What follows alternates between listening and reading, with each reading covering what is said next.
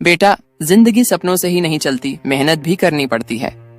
दादी, आपके आशीर्वाद से मेरे सपने हकीकत बनेंगे, देख लेना। आशा, कभी कभी लगता है ये दुनिया कितनी अजीब है, जहाँ लोग सिर्फ अपनी फिक्र करते हैं। तू तो हमेशा ही इतनी दार्शनिक बातें करती है राधिका, कहीं तुझे भी प्यार तो नहीं हो गया? मंजू, अगर हम राधिका को बदनाम कर दें तो कुंदन उससे कभी शादी नहीं करेगा। सही कह रही है नीरा, पर इस काम को बहुत चालाकी से करना होगा। मुझे माफ करना, मैं देख नहीं पाया। तुम ठीक हो? हाँ, मैं ठीक हूँ। वैसे ये शहर में नए लगते हो? हाँ, यहाँ नए सपनों को पूरा करने आया हूँ।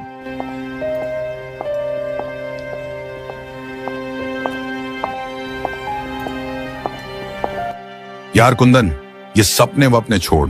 तेरी दादी कह रही थी कि तूने बचपन में सपना देखा था कि तू चांद पर जाएगा। अब जाके सपना पूरा कर। नवीन, तेरी बातें सुन के सच में चांद पर जाने का मन कर जाता है। कुंदन को उसकी जगह दिखानी होगी। ये शहर मेरा है और मैं किसी को अपना सपना पूरा नहीं करने दूंगा। बिल्कुल, उसे खत्म कर देते हैं। तुम्हारे सपनों में जगह है मेरे लिए। क्या कुंदन, तुम मुझे बताओगे? सपनों में नहीं, हकीकत में तुम्हें साथ लेकर चलना चाहता हूँ, और हमेशा के लिए। समझी कि और अच्छे से समझाए।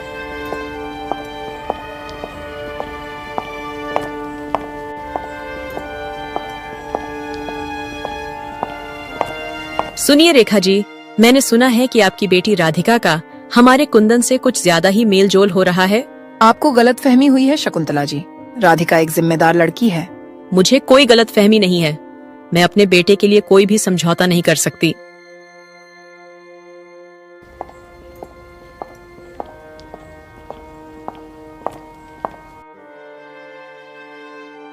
माँ, ये लोग मेरे बारे में ऐसा क्यों सोचते हैं? क्या मेरी सच्चाई को कभी कोई समझेगा? बेटी, सच कभी छिपता नहीं। हमें अपना रास्ता खुद चुनना होगा। कुंदन, अगर तेरी माँ को राधिका के बारे में गलतफहमी है तो तुझे सीधे जाकर उनसे बात करनी चाहिए। तू सही कह रहा है दीपू, मगर माँ को समझाना इतना आसान नहीं होगा। वो मेरी हर बात को अपने हिसाब से देखती है। तू हिम्मत कर, मैं हमेशा तेरे साथ हूँ। अगर शकुंतला को यकीन दिला दें कि राधिका उसके बेटे के लिए सही नहीं है, तो कुंदन कभी उससे शादी नहीं करेगा। बिल्कुल, हमें शकुंतला को ऐसा कुछ दिखाना होगा जिससे वो राधिका से नफरत करने लगे। कुंदन और उसकी दुनिया को तबाह करने का समय आ गया है। मुझे उसके सपनों को टूटता देखना है। इस बार हम ऐसा जाल बिछाएंगे कि कुंदन संभल भी नहीं पाएगा। आशा, मुझे समझ नहीं आ रहा कि ये सब कैसे ठीक होगा। मेरी माँ और शकुंतला आंटी के बीच इतनी गलतफहमी क्यों है? राधिका, प्यार में मुश्किलें तो आती हैं, लेकिन तुमने अगर अपने दिल से उसे चुना है तो तुम दोनों मिलकर हर मुश्किल का सामना कर सकते हो। लेकिन मैं नहीं चाहती कि हमारे रिश्ते की वजह से हमारे परिवार टूटे। दादी, मैं अपने सपनों को जीना चाहता हूँ, पर माँ की मर्जी के बिना कैसे? बेटा, सही और गलत के बीच का फर्क समझने में दिल की सुनना जरूरी होता है। तुम्हें खुद फैसला लेना होगा। तो क्या मुझे अपनी माँ के खिलाफ जाकर फैसला करना चाहिए? तू जो भी करेगा वो माँ के भले के लिए ही होगा। बस ध्यान रख, सच्चाई के रास्ते पर ही चलना। कुंदन, मैं राधिका के बारे में सब जान चुकी हूँ। अब तुम उससे कोई रिश्ता नहीं रखोगे। माँ, आप किस बारे में बात कर रही हैं? राधिका ऐसी नहीं है। तुम्हें मुझ पर यकीन नहीं? अगर तुमने उससे मिलना बंद नहीं किया तो मैं तुम्हें अपना बेटा नहीं मानूंगी।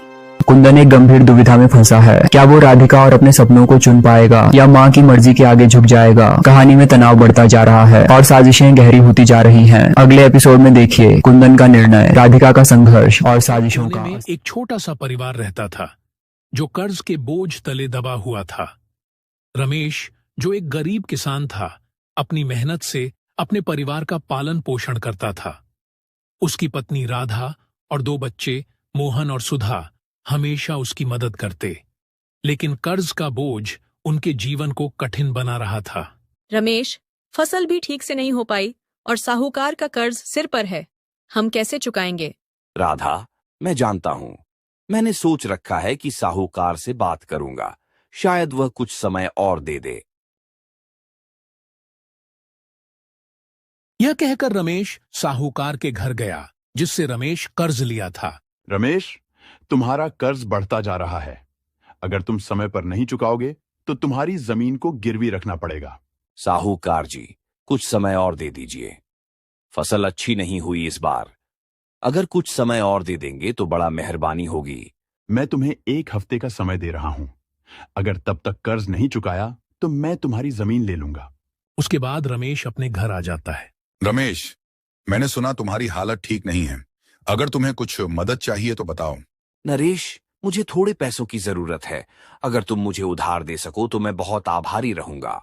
मैं तुम्हें उधार दे सकता हूँ, लेकिन इसे जल्दी लौटाना होगा। ठीक है नरेश भाई, मैं तुम्हें 1 या 2 हफ्ते में पैसे लौटा दूंगा। नरेश रमेश को पैसे देकर वहां से चले जाता है। अगले दिन रमेश, गांव की बैठक में तुम्हारे कर्ज के बारे में चर्चा हो रही है। क्या तुम कुछ समाधान निकाल पाए हो? सरपंच जी, मैं हर कोशिश कर रहा हूँ, लेकिन अभी तक कोई रास्ता नहीं निकला है। हम गांव के लोग हैं, एक दूसरे की मदद करनी चाहिए। मैं गांव वालों से कहूंगा कि तुम्हारी मदद करें। उसके बाद रमेश वहां से सीधे अपने खेत में पहुंचता है। हे भगवान, अब तुम ही मदद करो। मुझे कुछ समझ नहीं आ रहा कि मैं क्या करूं। उधर सुधा अपने घर में अपने भाई से बोलती है। भाई, मैं कुछ पैसे बचा कर रखी थी। ये पैसे बाबा को दे दो, शायद इससे कुछ मदद हो सके। दीदी, तुम्हारा ये त्याग बहुत बड़ा है। मैं इसे बाबा को दे दूंगा। ये लो रमेश, ये थोड़े पैसे हैं, इससे शायद तुम्हारा कुछ काम बन जाए। नरेश भाई, मैं आपका सदा आभारी रहूंगा। रमेश नरेश से पैसे लेकर अपने घर लौट जाता है। घर लौटते ही राधा भी रमेश को थोड़े पैसे देते हैं। राधा, नरेश ने कुछ पैसे दिए हैं, इससे हम साहूकार का थोड़ा कर्ज चुका सकते हैं। ये अच्छा हुआ, लेकिन क्या ये पैसे काफी होंगे? काफी तो नहीं होंगे, लेकिन साहूकार को दिखा सकेंगे कि हम कोशिश कर रहे हैं। इससे वह और समय दे सकता है। बाबा, क्या हमें अब और मेहनत करनी पड़ेगी? हाँ बेटी, हमें मेहनत करने से कभी नहीं डरना चाहिए। मेहनत से ही सफलता मिलती है। सुधा को यह कहकर रमेश साहूकार को पैसे देने चले जाते हैं। रमेश, ये पैसे कर्ज की एक छोटी सी किश्त के बराबर हैं। तुमने समय पर पैसे दिए, इसलिए मैं तुम्हें और 1 महीने का समय देता हूं। लेकिन याद रखना, इसके बाद तुम्हारी जमीन का फैसला करना पड़ेगा। धन्यवाद साहूकार जी, मैं पूरी कोशिश करूंगा कि अगले महीने सारा कर्ज चुका दूं। कोशिश से कुछ नहीं होता रमेश, मुझे पैसा चाहिए, वादा याद रखना। अगले दिन रमेश सुबह ही खेत गया। मुझे अपनी मेहनत से ही सब कुछ हासिल करना होगा। अगर इस बार फसल अच्छी हो गई तो कर्ज चुकता हो जाएगा। तभी खेत में रमेश का बेटा मोहन आया। बाबा, मैं भी आपकी मदद करूंगा। हम साथ मिलकर इस फसल को सफल बनाएंगे। तुम्हारी मेहनत ही हमारी सबसे बड़ी पूंजी है बेटा। हम सब मिलकर ये कर लेंगे। अगले दिन सरपंच गांव वालों से कहता है, रमेश की हालत बहुत खराब है। अगर हम सब मिलकर उसकी मदद करें तो उसका कर्ज उतर सकता है। हमें अपने गांव के लोगों का साथ देना चाहिए। हाँ सरपंच जी, हम सब मिलकर रमेश की मदद करेंगे। आखिरकार गांव का एकता ही उसकी सबसे बड़ी ताकत है। आप सभी की मदद के लिए धन्यवाद।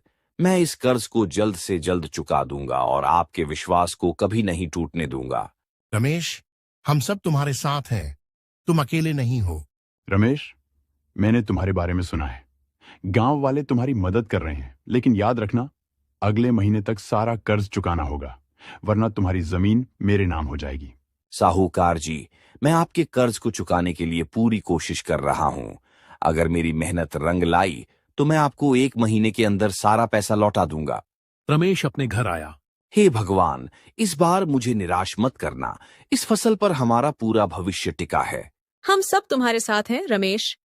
चाहे कितनी भी मुश्किल आए, हम इसे पार कर लेंगे। बाबा, मैंने स्कूल में अपनी कक्षा में सबसे अच्छे अंक प्राप्त किए हैं। मोहन, तुम्हारी सफलता ही मेरी असली कमाई है। तुम यूं ही मेहनत करते रहो और एक दिन हम सबकी मेहनत का फल मिलेगा। कुछ दिन बाद इस बार की फसल बहुत अच्छी हुई है। अब हम कर्ज चुका पाएंगे और हमारी जमीन भी बची रहेगी। सचमुच रमेश, तुम्हारी मेहनत रंग लाई। अब हमारा परिवार सुरक्षित है। बाबा, इस बार दिवाली पर हम सब अच्छे कपड़े पहनेंगे और ढेर सारी मिठाइयाँ खाएंगे। कड़ी मेहनत और गांव वालों के सहयोग से रमेश ने अपने कर्ज का बोझ उतार दिया। फसल की अच्छी पैदावार ने उनके जीवन को बदल दिया। और गांव में उनकी स्थिति मजबूत हो गई। यह कहानी हमें सिखाती है कि कठिनाइयों का सामना धैर्य, मेहनत और एकता से किया जा सकता है।